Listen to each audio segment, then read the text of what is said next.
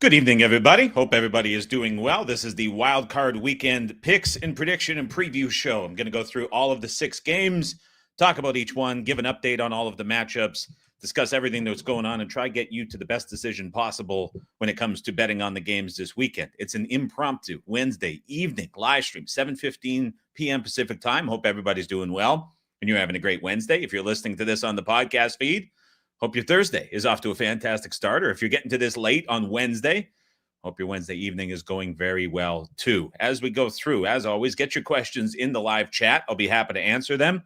Was planning on doing like single game by game uploads, but this just feels right as we keep on going with the live streams here on the RAS Picks YouTube channel. If you're watching after the fact, down below in the timeline, you can jump game to game. I'll put the timestamps in there. You can also jump down below in the comment section with any questions that you might have. Gerard Morris, back at it. Finally made a live stream. It's been a while. It sure has been a while, Gerard. I am sorry to see your Seahawks go down the way that they did. I was rooting for them to get into the playoffs, but unfortunately just one game short for the Seattle Seahawks led by Mike Macdonald, who now have to find a new offensive coordinator. And somewhat surprising firing of Ryan Grubb that I think we'll talk about a lot as we get through the new coaching hires and the new cycle that is going to go through all of the month of January and into February as well. Ryan Roberts is pumped. Keep pushing my bedtime with these late shows.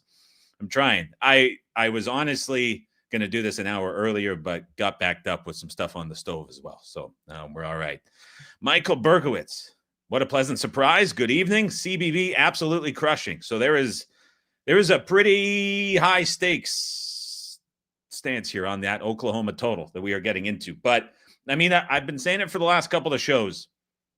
The college basketball heater is here, and it's going to keep going through January. I think there's about 20 more plays on the service run, but obviously last year everyone's going to bring up and want me to bring up and point to it and reference those results. But the last couple of days here, starting to see it really turn around and click. And I know behind the scenes on the private betting side, things have been going relatively well too. And so there's a pretty intense level of focus behind the scenes, and things are really, really clicking. So good for you guys who are following along with those plays as well. I'm sure you're sweating out the second half of that total, Michael, as we get to it. Jay Nava in for another live stream.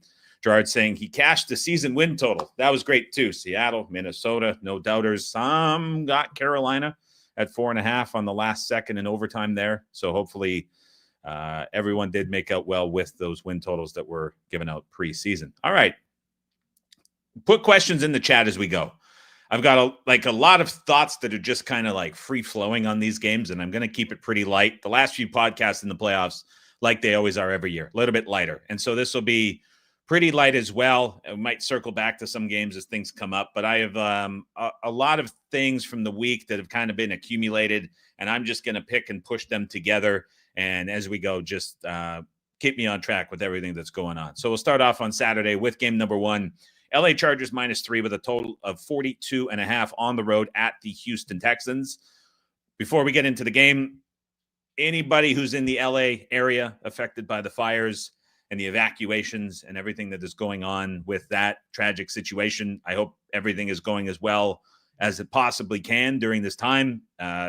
Love that area as much as any in the country, and it is an absolute shame to see what is happening with that fire that is out of control. So I hope anybody who's impacted with that, I know there's definitely people that watch the show on a weekly basis that are having a difficult time right now. And I hope if you do end up seeing this amid everything going on, that it is going as good as it can. And hopefully the impact of those is less than what is being predicted now, as that is a very tough thing to see come through on the news and to see happen. So hopefully that is something that everyone can navigate around if that is an area that you are impacted by.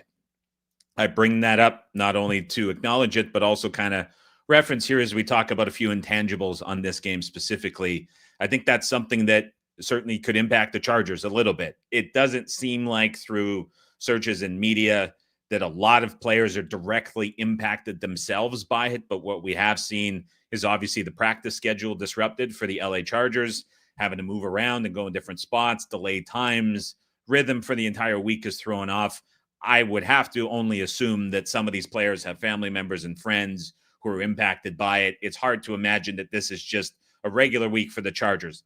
How do you price that into a market? I have no idea. I bring that up as well to think about the fact that the Chargers have played the last 2 games on the road, and it's not a daunting trip to go to Las Vegas, but the week prior they were on an adjusted schedule with the Saturday game across the country in New England. This is road game number 3 in a row. It is a very good coaching staff in LA that can certainly handle this and is certainly prepared for it, but this has kind of turned things upside down in a pretty big way. So that is something I think is at least worth thinking about when you look at this number.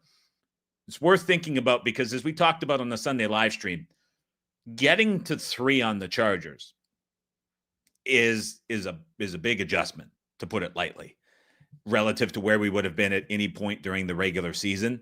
And when you start to just kind of think about, before even getting into the matchups, you have the Chargers on road game number 3 in a row. You have them laying points on the road in the wild card round, which historically has been a very tough spot for teams to cover the point spread. You have the Texans coming in off of a very difficult schedule of games against 3 very tough opponents out of their bye, which was late season, where they struggled. But how much was that the opponents that they played against? But you have the Texans now effectively off a bye in that Tennessee game, where guys went through the motions and prep and got ready to play.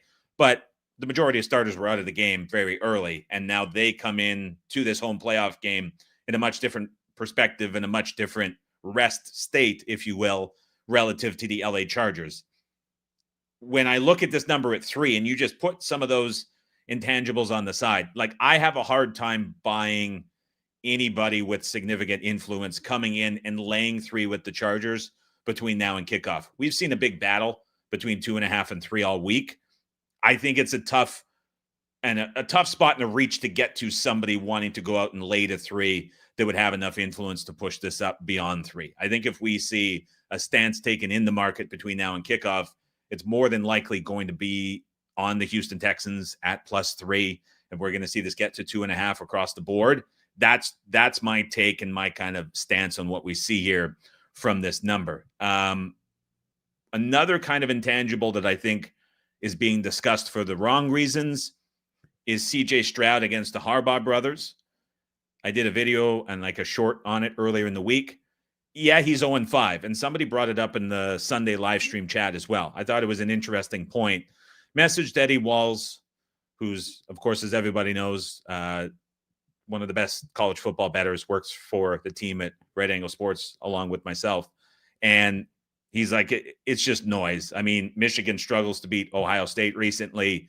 And what I found when looking into those games was that Stroud, in those 2 games against Michigan, one in bad weather, one not, those were the 2 games of the season where the Michigan defense allowed more passing yards than any other game. So Stroud actually played well in both of those games. It was 130 or better rating. It was 370 yards passing or more in both games. And so I don't think there's much there to act on when it comes to this game specifically. And then the games against Baltimore, a lot of noise there. The first matchup was his rookie debut in the league on the road against Baltimore in the rain. The other one was the playoff game on the road in Baltimore as a rookie, which is brutal. And then, I mean, this year on Christmas, he struggled, obviously. But like, how much relevance does that game against Baltimore a few weeks ago apply to this game against a completely different team and a completely different staff? So I want to kind of downplay that point. What I think is maybe a more deserving talking point when it comes to the coaching matchup, rather than looking back to the college days and finding this link between the Harbaugh brothers, I think Shane Day is an interesting chess piece in preparation. And for those who do not know, he is the Chargers quarterback coach right now. And that might sound insignificant, but it's important to know that last year he was on the Houston Texans staff as a senior offensive assistant, and his job was to work with CJ Stroud. And if you look through a lot of articles that are posted about the connection that both of those guys had, he was pretty significant in the development of CJ Stroud in his first season last year for the Texans, and he is now on the Chargers staff. He also spent time working with DeMeco Ryans in San Francisco. So there's a lot of connections between him and this Texan staff and CJ Stroud and this offense that I think is an asset in preparation that the Chargers have. And if you value that, and you also value the fact that it's Harbaugh and it's Jesse Minter, who also is familiar with Stroud from college, maybe you're getting to a stance here on the Chargers where you're just really valuing that coaching expertise. I'm not entirely there. And if we want to continue with just interesting matchup intangibles, because we can do this, it's the playoffs. We can talk about weird and quirky stuff for every game because we don't have many games to talk about. And I usually talk for an hour and a half. When we think about the Chargers offense, right, this has really been driven in the passing game by Ladd McConkey as the biggest contributor of any player on that offense. I mean, he's the best route runner. He's the best receiver that they have. He's the best downfield option by a mile. What I think is kind of interesting with this too is if you search for the draft videos that Ladd McConkey did when he was being interviewed prior to the draft happening, there was a question that he was asked by a reporter. And a reporter said, who is the best player that you have gone up against at the college level?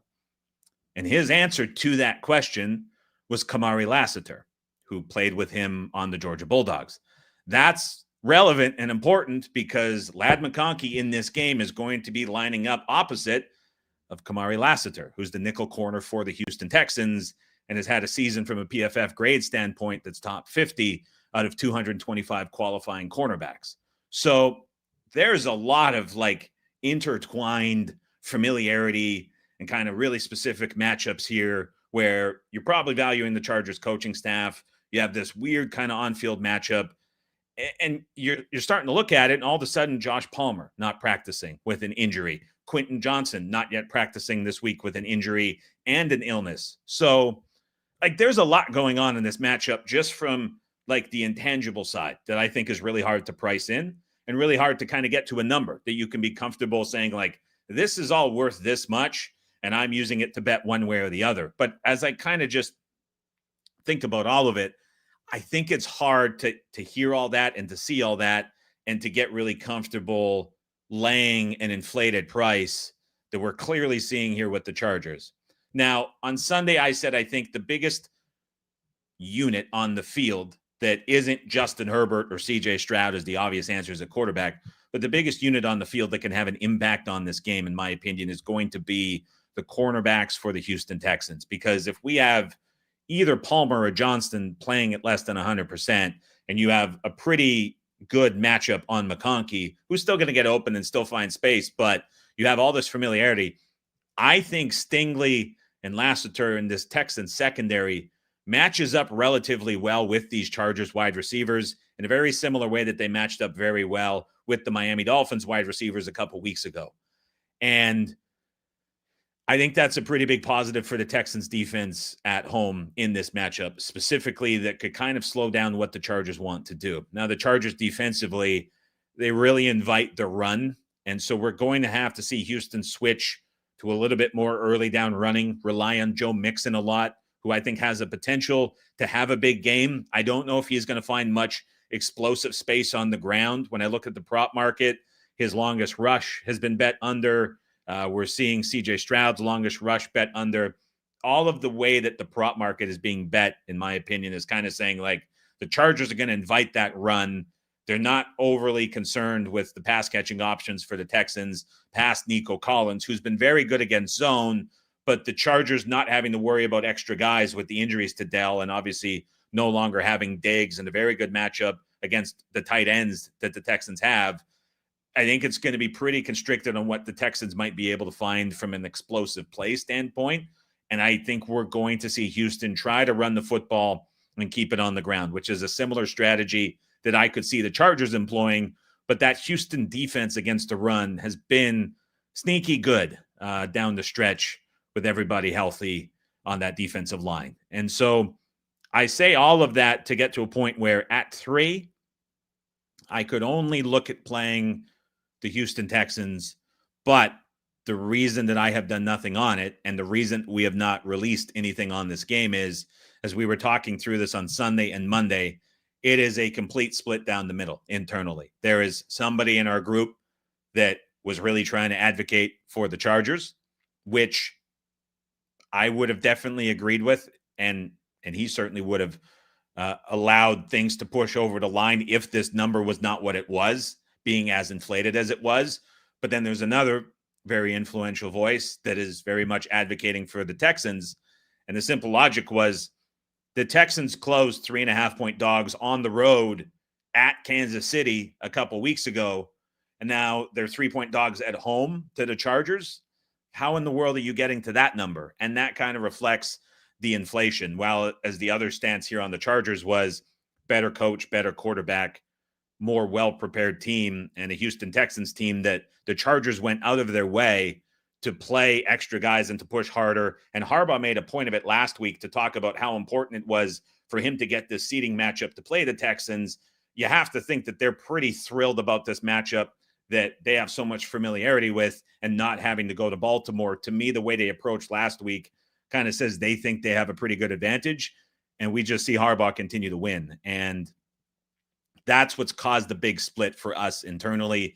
The under has been bet down about 2 points at 42.5. It's not really a number I want to go under. And so there's nothing for me in this game, side nor total, but I think that's a lot to think about and consider as you look at this game. A couple of questions that we see in the chat as I get to the water in an early portion of the video. Zab says, pardon me. Zab says, love random RAS videos. This is about as random as it gets. Questions about the other LA game we'll talk about. Jordan says, but when the Texans play D, it's lights out. And the Chargers are playing scary D when they're off. However, Dobbins and Johnston, I think, are go-tos. They will lock McConkey down. I don't think you can lock a route runner as great as McConkey down ever, but you have a guy who certainly knows him very well playing opposite of him as well. Mention of Zeke.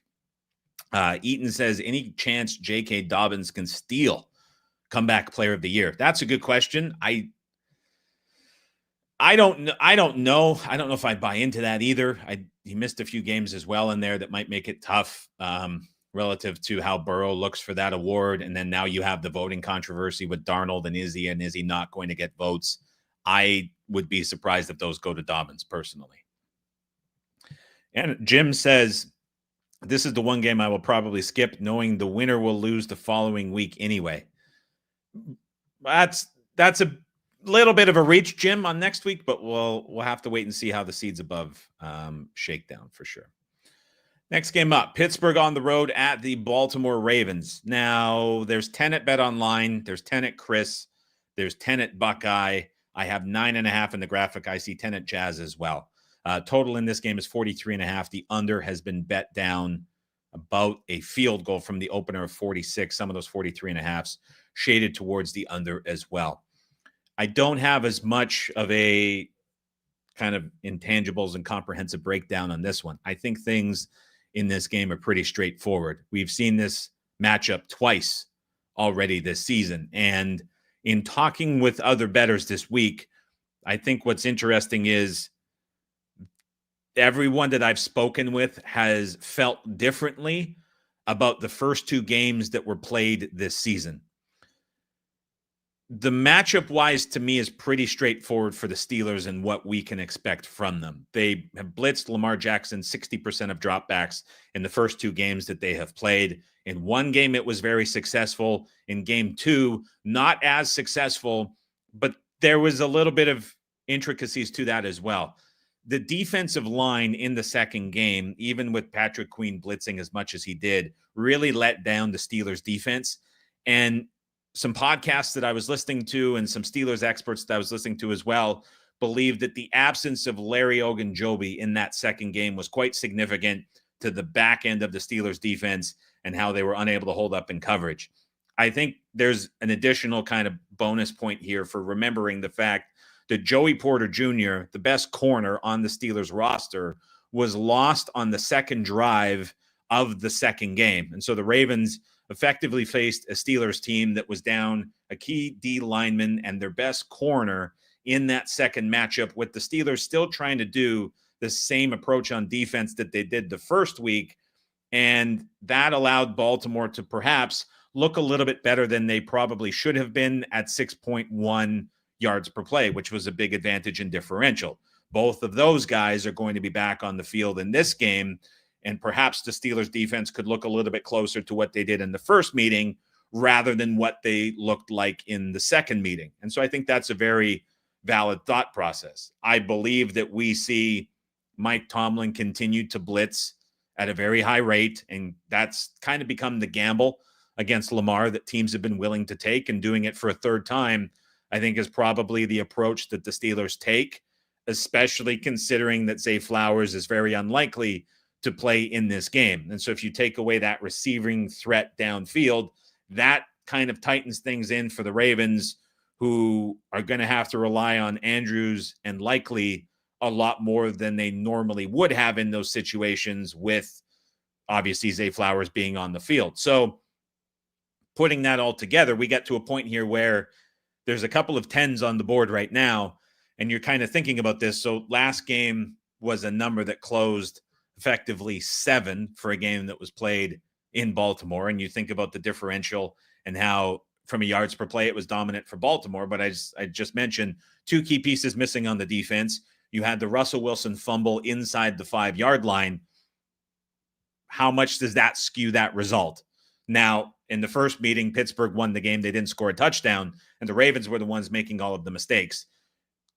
This is a playoff game, and you're always going to see a heightened number in playoff games, especially in a rematch where there's a prior point spread. It's always going to be elevated a little bit based on what we're seeing for teams and the increased emphasis on home field. And so I get the bump up here. The question is 10 too much?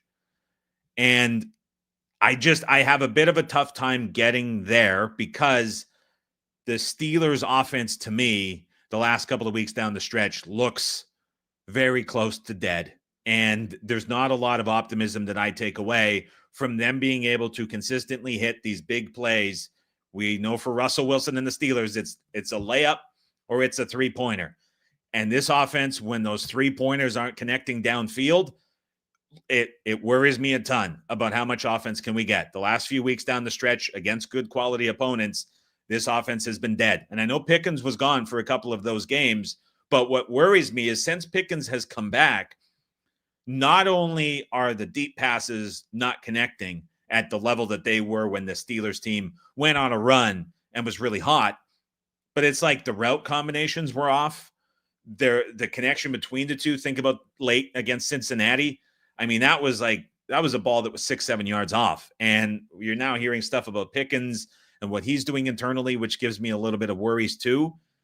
I have a tough time. I have a tough time getting there. Again, similar to what you're seeing with the Texans at 3, if you're seeing the Steelers at 10, like that's the only way that I could look in this matchup. But of the two, I would feel a lot better being forced to take the Texans than I would be forced to take the Steelers.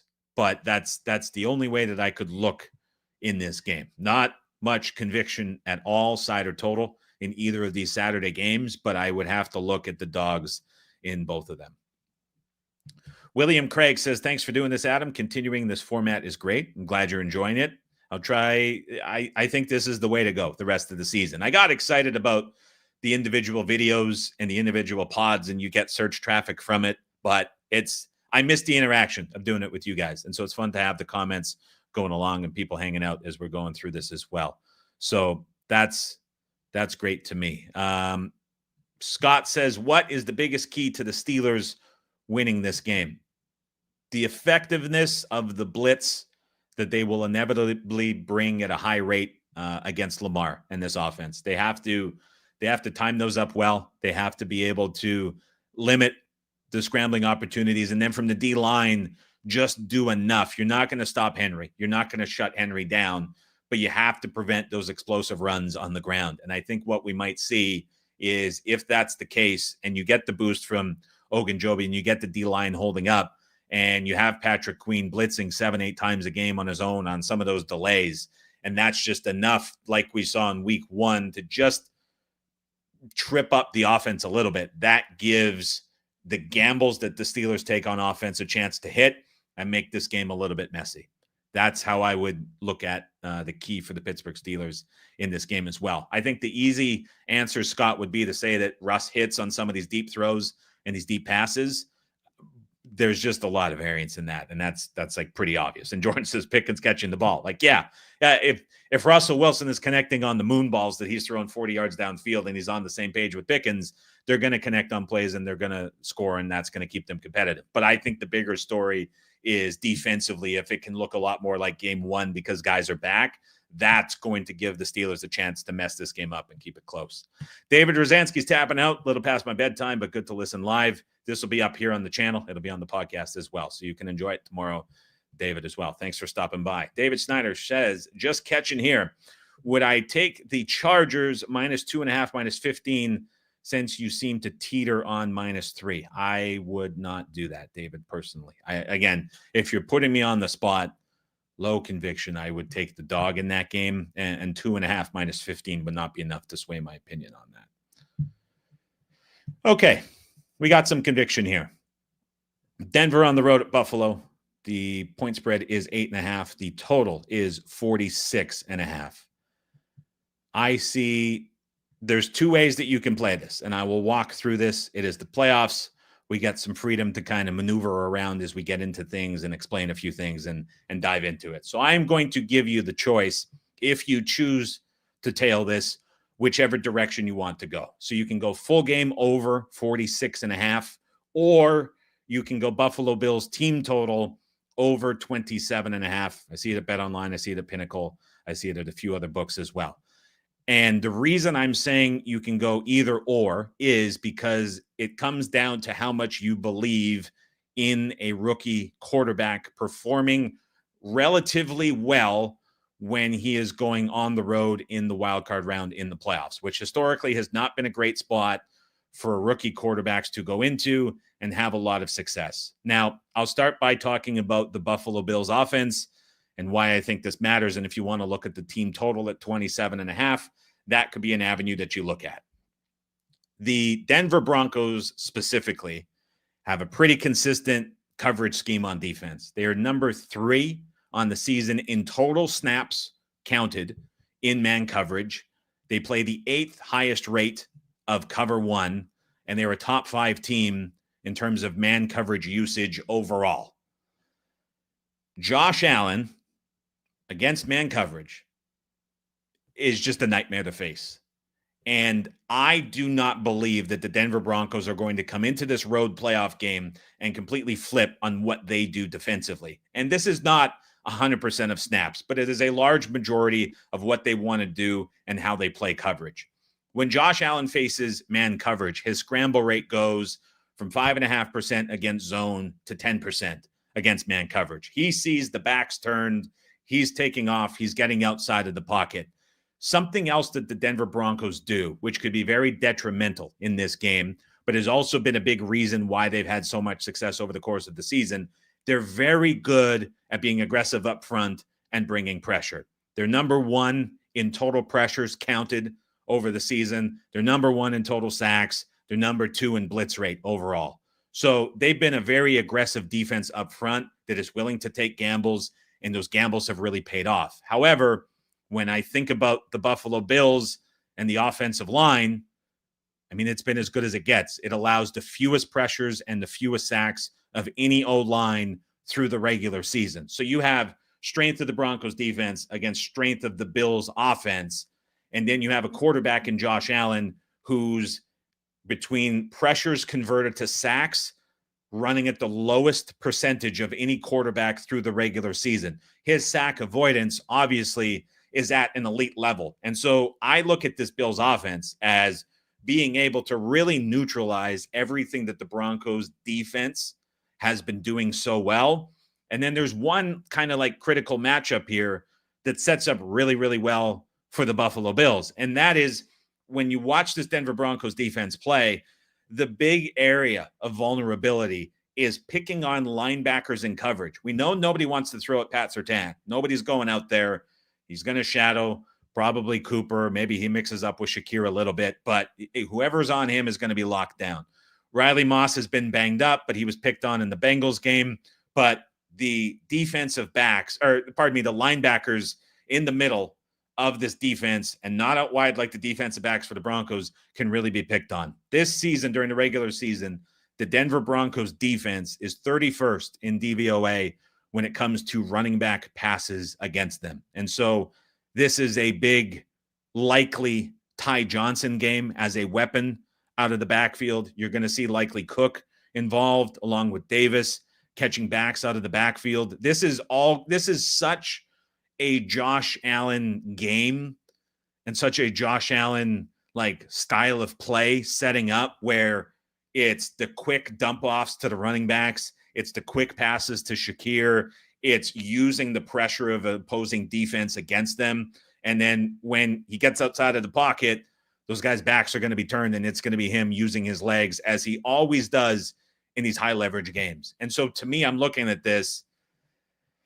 The Denver Broncos over the course of the season, they've played a very easy opposing schedule of offenses. But like in these games where they've had to face a decent offense on the other side, you're looking at 41 points conceded to the Ravens. The Chiefs kind of get a bit of a pass because they had so many injuries and were so banged up in that game.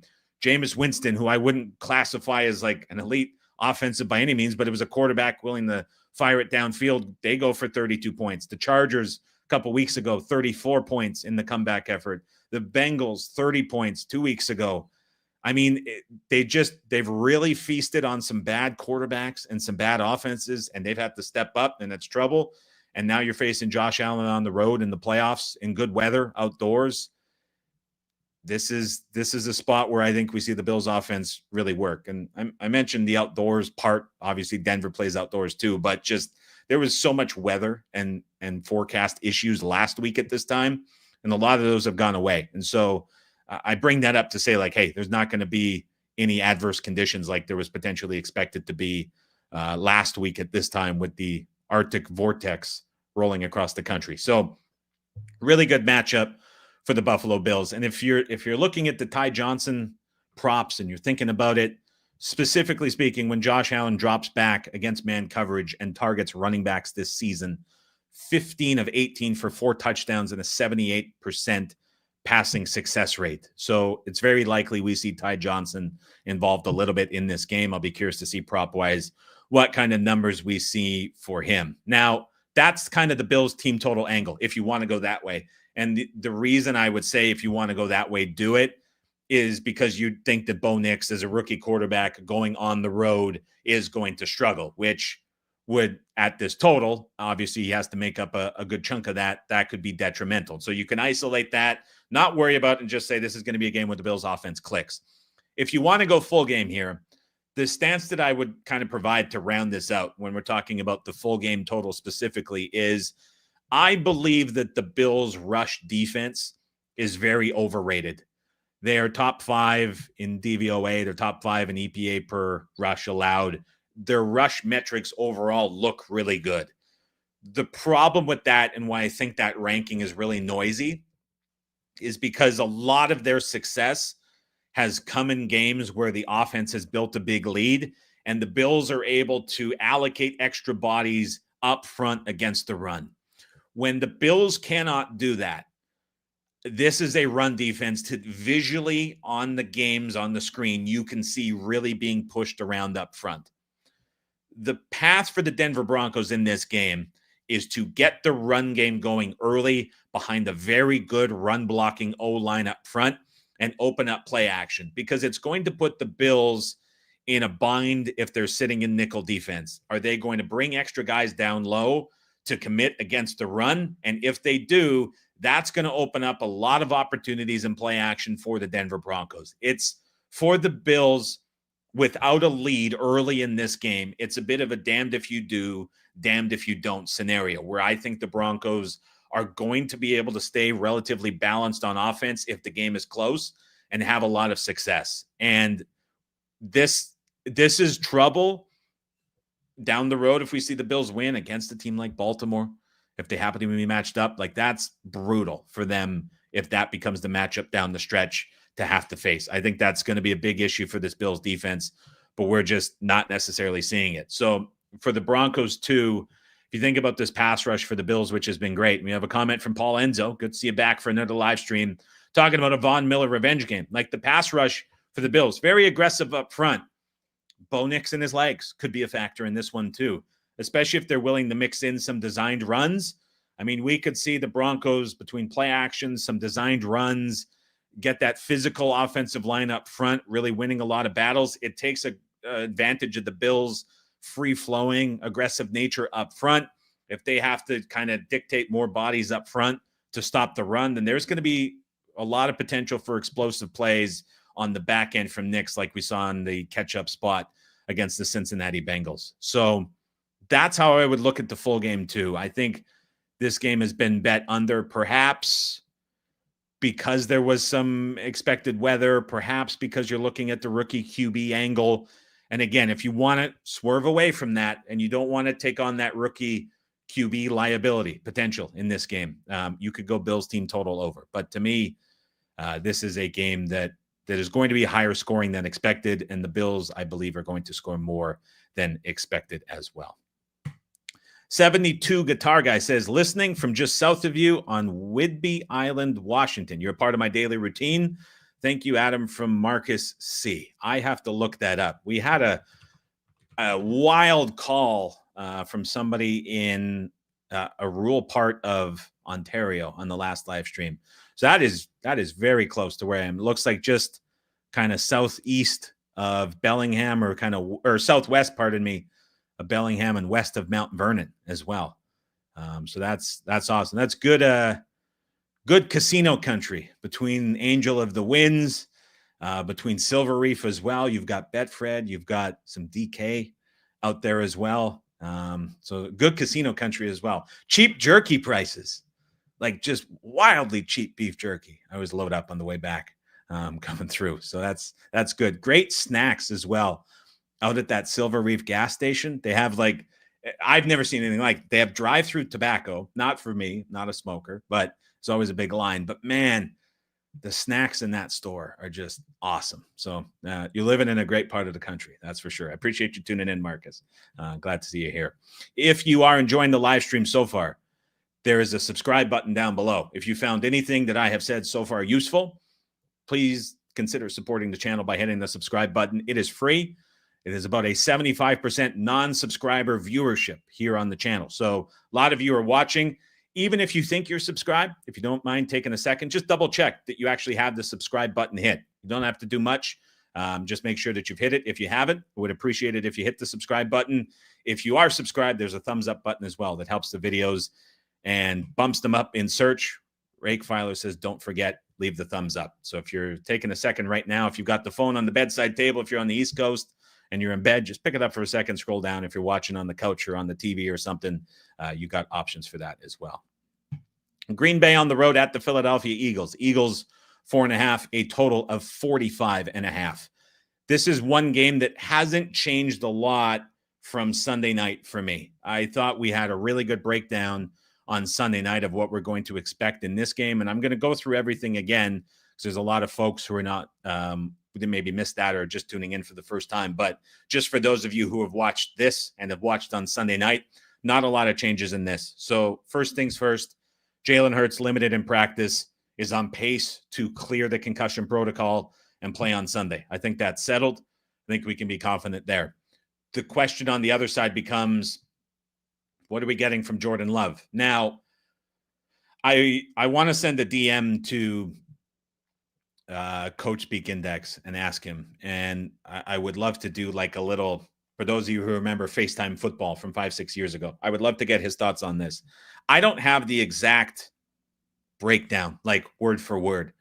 What I do know is Matt LaFleur BS's about injuries and player health more than anybody not named Sean McVay. And so when I hear Jordan Love today say he's hopeful to play, and I hear how he's trying to get healthy enough to play, and it's being presented in this way where it's like a mountain to overcome. And I weigh that sentiment with Sunday, where he's warming up on the sidelines in the fourth quarter when the game is close. And post-game, the first reaction was if he needed to come back in, he was going to come back in. I don't know if I buy it. I think this is LaFleur trying to throw a bit of a wrench at the Eagles, knowing how different the preparation is going to be if it is Jordan Love or if it is going to be Malik Willis, who is under center for the Packers. It's a night and day game plan. I think LaFleur is pushing that a little bit. It would not be off track from what he has done in the past as well. I don't have the documentation to like reference back and point to that. So that to me is something that exists here. We'll see. Maybe I could be completely wrong, and the funny bone injury is a lot more. And it's like Brock Purdy with San Francisco a few weeks ago when it seemed to be similar, but he had the past injury history. So I don't know. Now, what I will say, if Love does not play, Eagles -8, 8.5. If Love plays, as I said on the Sunday show, I think 4 is the right number. And I think this is maybe leaning slightly over just because there is maybe uncertainty with Love. Points that I have on this game and things to think about. The biggest one is, what are we going to get from Vic Fangio in this? And I say, what are we going to get relative to trying to understand how much of what he saw Brian Flores do a couple weeks ago and incorporate it into this game plan? Are we going to see Vic Fangio in the absence of Christian Watson, knowing that the Packers no longer have a real viable number one downfield receiving threat to open up this defense? Are we going to see Fangio switch and move away from quarters and go more straight man outside with some of these corners that he has, allowing them to press up front, knowing that he has matchup and coverage advantages and he isn't going to be threatened without Watson on the field? That could be a big shift. We saw Brian Flores do it. We saw Matt LaFleur talk about how he was completely caught off guard by Brian Flores doing it. And I think that that's an advantage for the Eagles. I wonder how much of the game plan that Vic Fangio implemented against the Saints earlier in the season, where he was showing those deep fronts up front on the defensive line to stop the run game, that remember that Saints run offense was I remember listening to podcasts that week of the Saints game talking about how the Saints could be the highest scoring team in the NFL because the Kubiak offense was clicking so much and was unstoppable, and they didn't know what the answer was. Vic Fangio quickly put a stop to that and introduced an old game plan that was taken from the 2018-2019 season and used it against the Saints offense. Are we going to see that used against LaFleur, which makes running the football for Green Bay a lot more difficult too? I think the advantage in this game, coaching-wise, 100% belongs to Vic Fangio. It's a question of, can LaFleur adjust enough to do enough against Fangio, more so than it is the other way around. When I think about the other side of the football too, I'm kind of curious what we're going to see from Jeff Hafley, because we have seen a Green Bay Packers defense this entire season that has played a lot of cover 2, and cover 2 against the Philadelphia Eagles isn't going to work. That's going to turn this into the Eagles O-line, which is the best in the playoffs, dominating up front, and a massive game from Saquon Barkley. If it's a shift, which I think it will be, to commit an extra guy in the box against a run to try eliminate Barkley, the big question is going to be, is A.J. Hurts hitting on passes downfield to A.J. Brown and Devonta Smith? And those passes are going to have to come over the middle of the field more so than they're going to have to come over outside the numbers. So it's going to force Hurts into doing something a little bit different. And whether or not Hurts is able to capitalize on some of those throws is where we're going to see any kind of variance in this game relative to the point spread be pushed out. If he's hitting on the throws and it's the Packers gambling against the run and bringing extra guys into the box, Eagles have a chance to win this and run out by double digits. If the Packers are sitting in cover 2 and just letting Barkley run, it's going to be a lot of red zone stops that are necessary, because the Eagles are not going to be stopped between the 20s very often, if at all, because they're just going to move the football consistently against this Packers defense. And so a lot of advantages here for the Eagles on both sides of the football. Another thing that I think is worthy of bringing up and pointing out, this Packers defense, I question how good it is versus how fortunate it has been when you think about the amount of turnovers that they have been able to force and the value of those turnovers specifically as well. One of the biggest discrepancies between EPA and success rate on defense of any team in the league, which typically means you're benefiting a lot. But I mean, it just seems like week after week, this team is finding ways to make timely turnovers. And I wonder if we're looking at this entire season as a whole as perhaps this Packers defense being valued a lot higher than it actually is. And that might be turned on its head a little bit in this game if that's in fact the truth. And you see an Eagles team that a year ago I think would have really struggled in a matchup like this, the way that offense was trending. But the introduction of Barkley was done to this offense specifically for matchups like this, where a defense can't shade to one side or the other between the cover two looks or between bringing extra guys and committing them down to the box. Last year, there was an answer to take away, and the Eagles couldn't counterpunch. This year, the Eagles just have defenses split between them, and there's no right answer. And I expect the Packers to commit a little bit more against the run and try stop it that way. And the only reason I say that is because you have Hurts off of the concussion, and we've seen quarterbacks off of a concussion about that 10 to 12% performance dip in passing. And I think that that's real, especially if Hurts is not willing to be as much of a runner in this offense, given his concussion symptoms. And so, again, I look at this game as being priced correctly. If it is a Willis start, I think we get to 8.5. If this is a Jordan Love start, I think we see this price just fine at 4.5. There wouldn't be much there to bet. If this is Jordan Love starting, my guess on the total, it's 45.5 shaded under now, and I think there's some doubt on what he's going to do.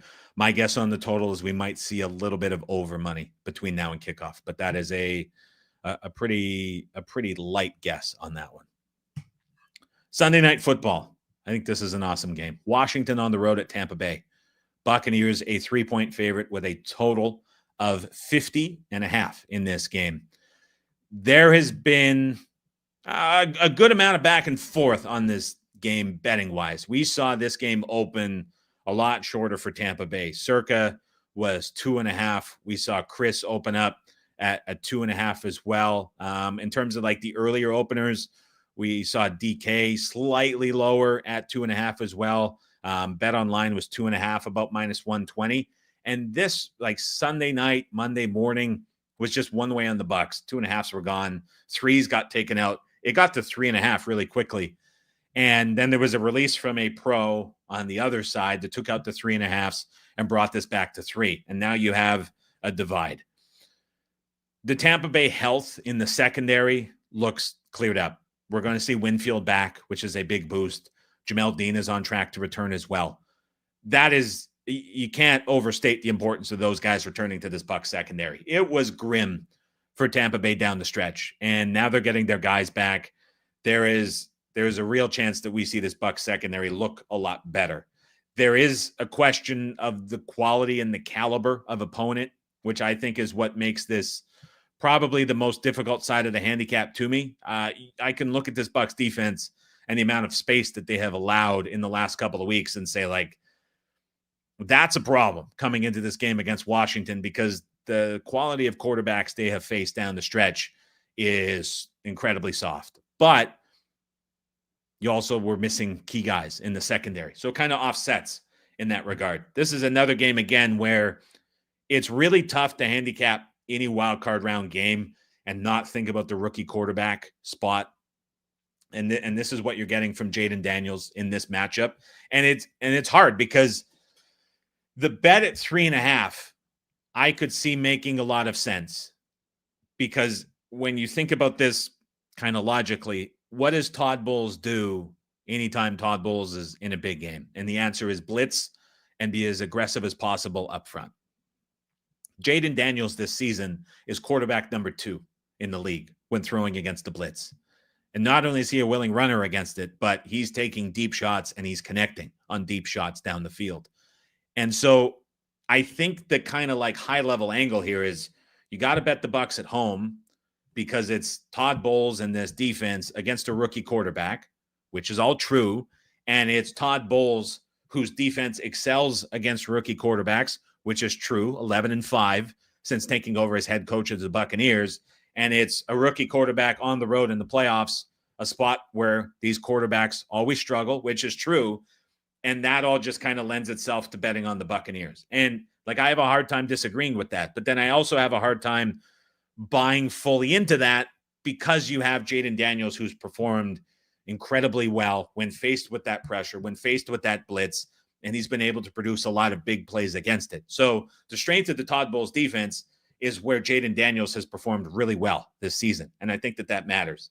Now, going a little bit further into the matchup, I think about the Washington offense, which loves to run the football. That's going to be very tough to do against this Buccaneers front. The last 8 weeks of the season, Tampa Bay is top 3 stopping the run. You have a healthy interior with Vita Vea. It's hard for any team in the league to run the football. I think Washington is going to struggle to do it, which forces this offense to look a little bit different than I think it's going to want to and would want to in an ideal game.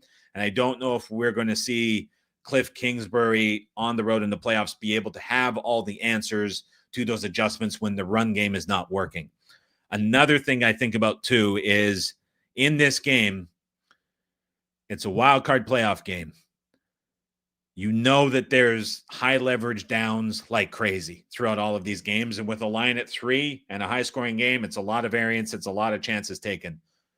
No team has benefited more and been luckier, if you will, on 4th down this season than the Washington Commanders. And no team in the NFL has scored more points on drives that have a 4th down conversion this year than the Washington Commanders. If there's a thought process where it's a less efficient game for the Commanders offense because they can't run the football, because it's Jaden Daniels as a rookie on the road in the playoffs, because it's Todd Bowles and this Bucs defense and the experience, and they're getting healthier in the secondary and their numbers are better than it seems. If there's any buy-in to any of that, you also really have to value the fact that you might see the Commanders' luck not click in a game like it has over the course of the season. I mean, they have been getting away with anything in these high leverage downs for months. And it seems like this is just the perfect spot where that doesn't click. And it's not a conversion here or there.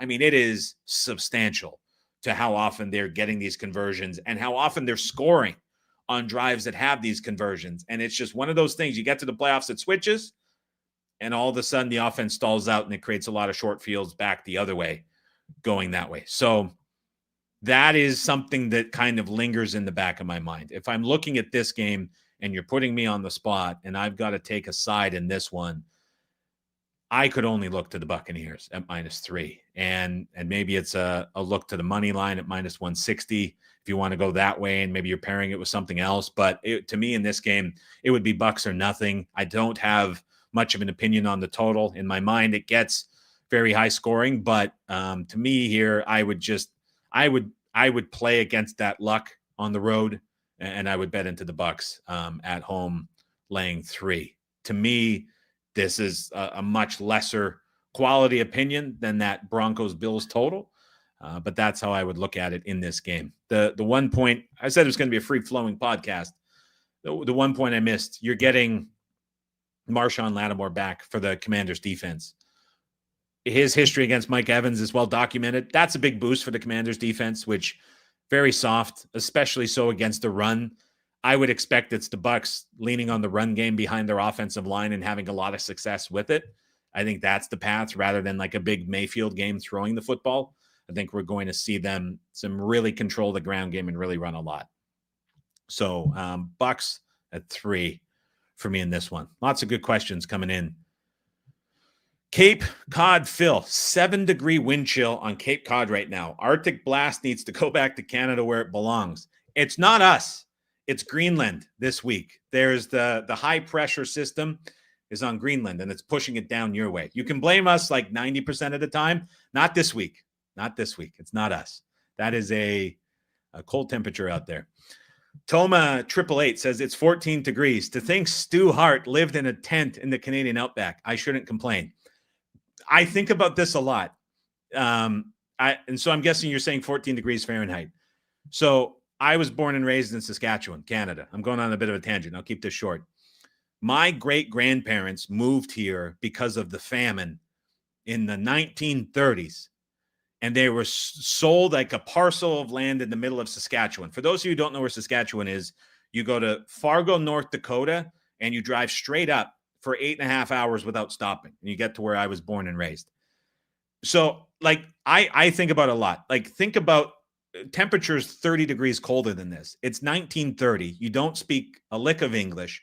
You show up off of a wooden boat. You take a horse across the country for like 3 weeks, and you just get dropped off in front of just trees in the middle of nowhere in Saskatchewan. And they're like, okay, land is yours. Have at it.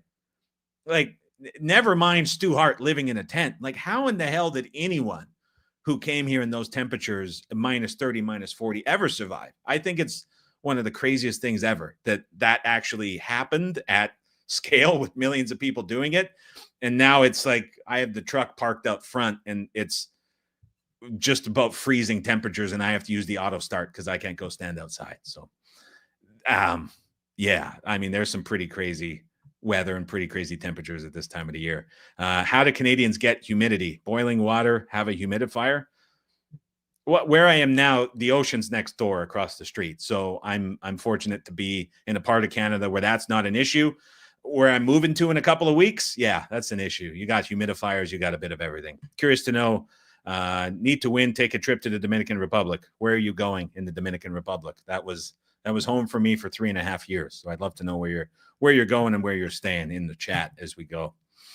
Last game on the board, Minnesota -1 with a total of 48 on the road at the LA Rams. I will be quick with this game because we do not even know if this game is going to be played at the moment. I should rephrase that. It is going to be played on Monday. We don't know where it is going to play. As I alluded to at the top, as everyone knows, there's the fires going in LA. And an important thing to remember, I think, in the context of this game and potentially being moved, SoFi is not a closed stadium by definition, and I guess in reality, I've never been there, but it's not entirely closed off. So the air quality meter comes into play for determination of whether or not the game has to be moved. If the game is going to be moved, I would expect that decision's probably made Saturday at the latest, and you would see it played in the Arizona Cardinal Stadium in Arizona. So that would mean all of the bets on this game would be voided, and it would be a market that is reopened, priced as a neutral, and you would have this number, if it's played in Arizona, tick back out towards Minnesota -3, and you would have a new betting market at that point. John, it would be played in Glendale, Arizona. That's correct. And so that's like kind of a big thing that's hanging over this.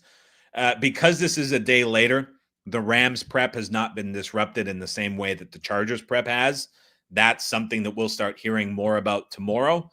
And so it's kind of hard to look at that and how much that might impact or what we might get from that.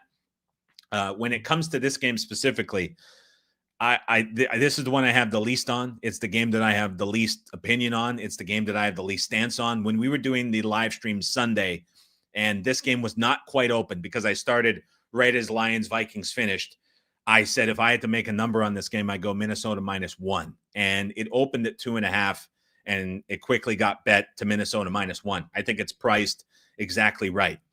When I just think about this matchup quickly, because there's not a lot here that I can offer yet without knowing, like, what are we going to get from this game in the prep standpoint and everything that goes around on that. I was really surprised to see how everyone turned on Sam Darnold and the Vikings after that game. It was honestly for all of October. I mean, for most of September, for all of October, for all of November, and the majority of December, it was Sam Darnold MVP, Sam Darnold comeback player of the year, Kevin O'Connell coach of the year, Brian Flores best assistant in the league, all of this offense, great play call. Like it was Vikings everything. And it was like in the matter of 60 minutes, it's like, oh, Sam Darnold's who we thought he was. Oh, how did we ever think it was O'Connell coach of the year? This offense is done. This offense is good. It's like, what happened? I mean, it was a bad game against a Lions defense that got guys back, that was fully bought in, that threw a curveball in the game plan, and it was the worst we've seen Darnold play all year. It's a very good Lions team on the other side. It's not as good of a Rams team that they're facing this week. Still a good Rams team. But like the way that the sentiment shifted on the Vikings was crazy to me. And it's carried over into this week where there's like people really doubting what we're getting at. What I saw in the last couple of days from guys rewatching the film, columns about the game, all I saw reported that mattered, in my opinion, was how open Vikings receivers were consistently throughout the game. And another thing that stood out to me in that game specifically was Sam Darnold and his overthrows. There were 10 of them. There were multiple of them that would have went for touchdowns. And I mean, it's not like it's a big miss. It was close. So to me, that game, like if you're viewing that game against the Lions as a turning point, and you're like, Darnold's done. Like, I don't buy that at all. I think that was a bad game in a bad circumstance where just everything snowballed and it looked way worse than it actually was. And I think, in fact, the Vikings were very, very close to making that game look a lot different than it actually played out. This game now, like we're seeing the Rams get bet, and like I get it. Rams won the earlier meeting. That was the game where Nakua was rushed back, where Kupp was rushed back. You had the Jared Verse breakout game. And looking back to that game, Stafford played ridiculously well in that game. And to me, it's going to take that same level of effort and that same level of execution for the Rams to win this matchup against this Vikings defense. I have a feeling that this game and the perspective around this game is being influenced far too much by what happened on Sunday Night Football rather than what we've seen over the course of the season and what really matters in this matchup in the context of this game. That's just my feeling to it. I have a little bit more work to do on this game and to figure things out a little bit more, and especially trying to figure out like where this is going to be played and what we're going to get. And so that's going to be continued, and maybe there'll be an update or something that I do, but that's kind of how I'm looking at this game specifically. I think on the Sunday night live stream, maybe this is a game that gets revisited. Top of my mind, I think we're going to, I was convinced watching the Lions game that this was a mistake by O'Connell and a mistake by the Vikings for not adjusting to shorter routes. I mentioned it on Sunday night.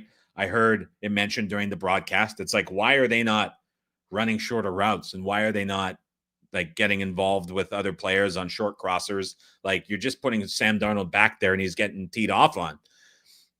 What I didn't realize at the time that I was making those comments was the Vikings have operated pushing this deep pass all season. And like, that's very obvious, but the time to throw numbers that have been the case for Darnold all season were not all that different from what we saw on Sunday night. And I actually question if the Vikings even want to change and they want to do anything different.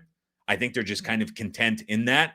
And it was just a matter of a few near misses from Darnold rather than it was the entire system being broken. And that's kind of the sense that I get. Now, what's interesting about this is obviously Sean McVay and O'Connell have a ton of history. They work together in LA. They know each other as well as any two coaches in the league. You can argue that McVay knows more about O'Connell than anybody else in the league and has that advantage. I think that was true in the first meeting. What I also think about too is what Sam Darnold has been this year for the Vikings is what Jared Goff was for the Rams in the big run in 2019.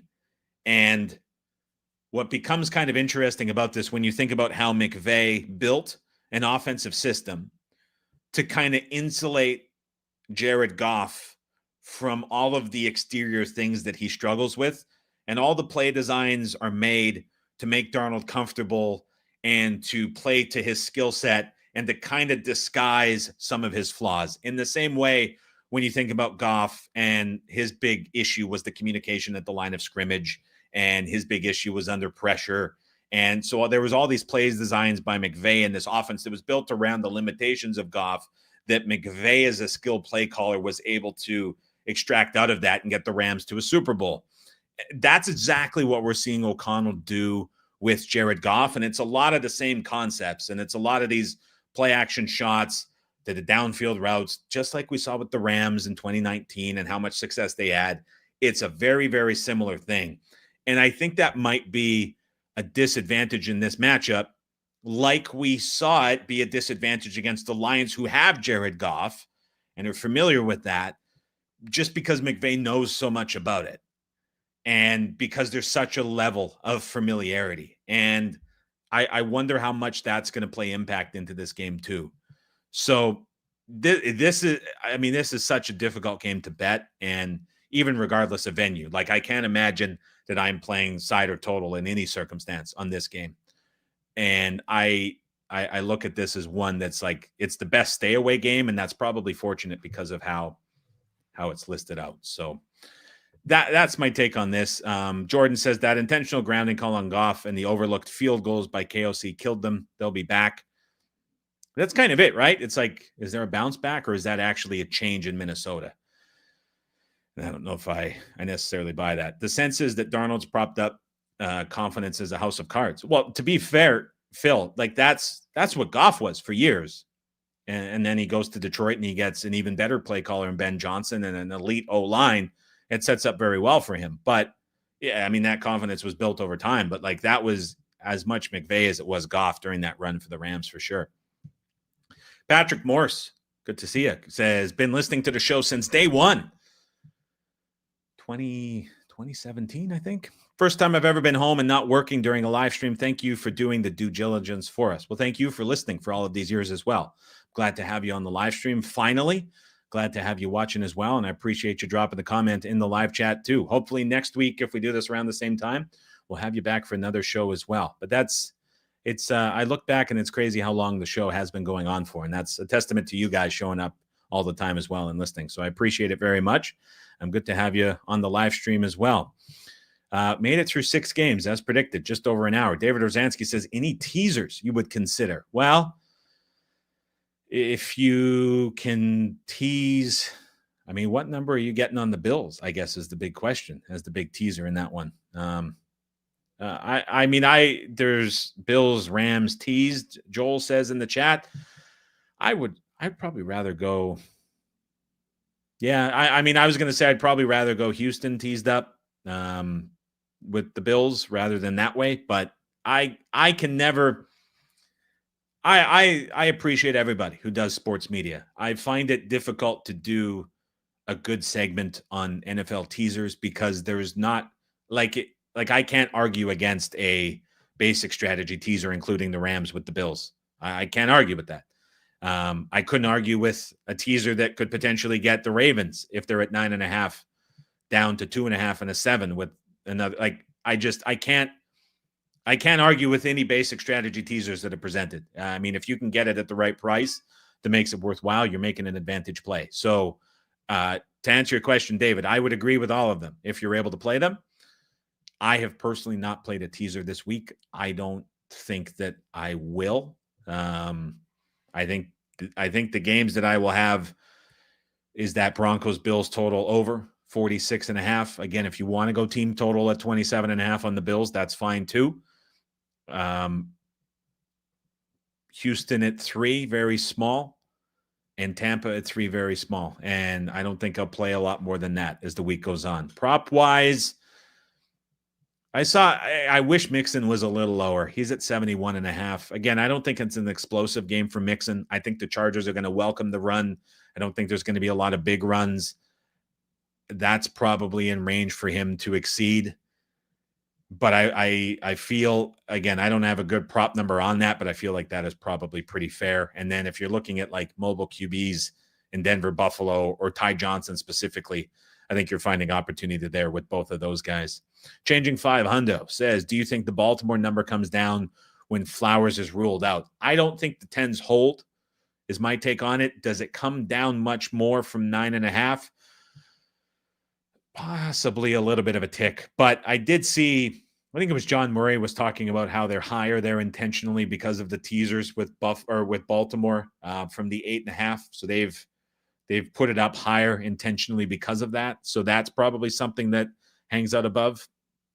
But that's probably going to block like any move. But I think if he's officially ruled out, which I fully expect him to be, I don't think we see any of the 10s hold. Luke, the weather in Buffalo looks great. I saw the Kevin Roth weather report today. It's green for every game. Obviously, there's some indoor games, but all the outdoor games are green for Kevin Roth. So no weather concerns this week. Patrick Moore says, since you pay very close attention to injuries, I've been wondering this year why you don't do the predictions pod on Friday after the injury reports come out. Good question. I would say I started doing it. It's just a bad answer. I started doing it on Wednesday last year, and I just stuck with it. Honestly, this year, the schedule that I had media wise was pretty stretched out. And so if I'm being completely honest, the only reason I'm doing the show Wednesday morning is so my media is wrapped up on Wednesday, aside from the VSiN appearance. And so like I do like the Sam P just before or just after the Wednesday morning recording.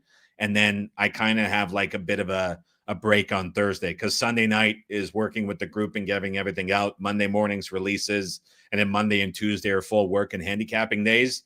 And then it's like fresh Wednesday morning. I do the show, and then I'm done with that. And then I just have the 2 pods the rest of the week. But like all of the stuff I'm working towards during the week finishes on Wednesday. So it's kind of great that then Thursday and Friday are a bit more getting ready for the next week. And then there's like just the one spot mixed in. So that's the only reason I've done it Wednesday. I would like to think, and you can correct me if I'm wrong, I know you listen, I'd like to think the news and the info side of things this year has been pretty strong on the pod. It's not something I have like a record of in terms of like, I think this guy's in or out or how that looks. I think that that's done pretty well over the course of the season, even with it being on Wednesday morning and then the pod, obviously Thursday, Friday. Another thing that I would say to that, Patrick, which is probably true, like doing NFL Friday afternoon, Friday night, like in terms of a live stream on the East Coast time, like that's really tough to provide any sort of news or info that people aren't aware of. And I think part of the benefit of the live stream on Wednesday is there's guys listening to the show that are trying to confirm something or they hear something that helps them go a different direction or adjust with it.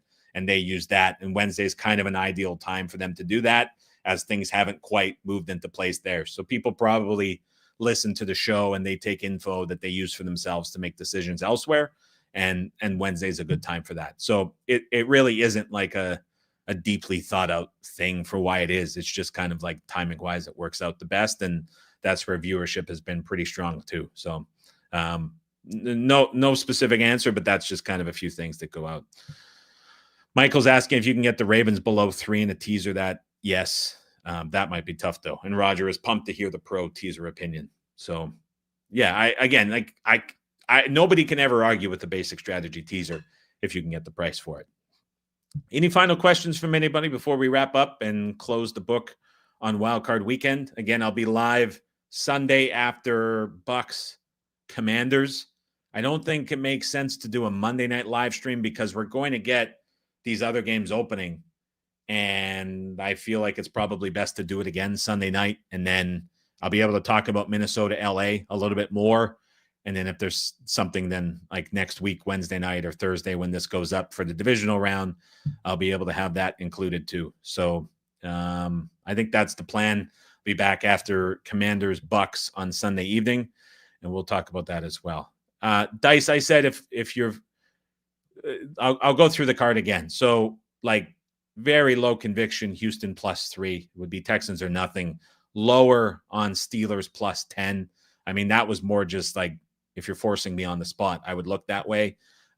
Denver Bills over is the one that I like.